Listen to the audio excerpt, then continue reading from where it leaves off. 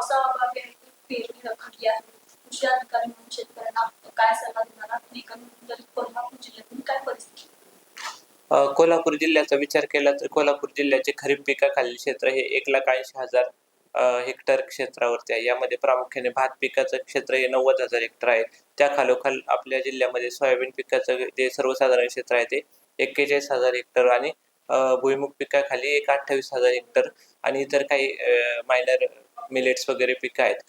तर गेल्या वर्षीचा विचार केला तर गेल्या वर्षी कोल्हापूर जिल्ह्यामध्ये 16 जूनपर्यंत जवळजवळ 30% क्षेत्रावरती पेरण्या झाल्या होत्या. गेल्या वर्षी पावसाला सुरुवात देखील लवकर मे महिन्यामध्येच झाली होती.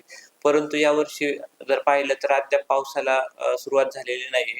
त्यामुळे पेरणी नक्कीच कमी झाली. आत्तापर्यंत कोल्हापूर जिल्ह्यामध्ये फक्त 16% क्षेत्रावरतीच पेरणी झाली आहे.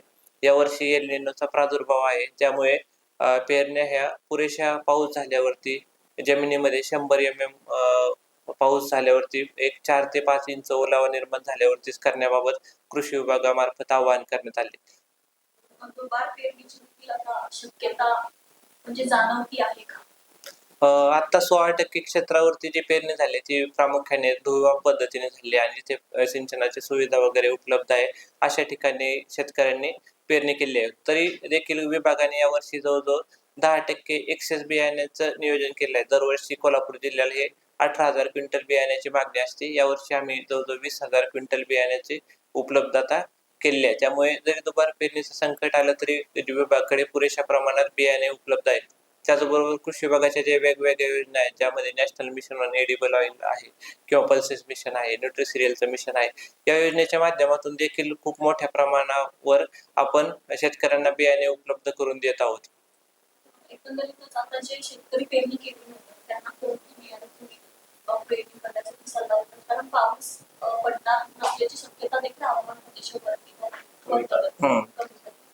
यामध्ये जे आहे आपण विद्यापीठाकडून आपत्कालीन पीक नियोजनाचा आराखडा आलेला आहे. त्यामध्ये कमी कालावधीमध्ये पक्व होणारी जी पिकं आहेत त्याचा आपण या ठिकाणी शिफारस करत आहोत.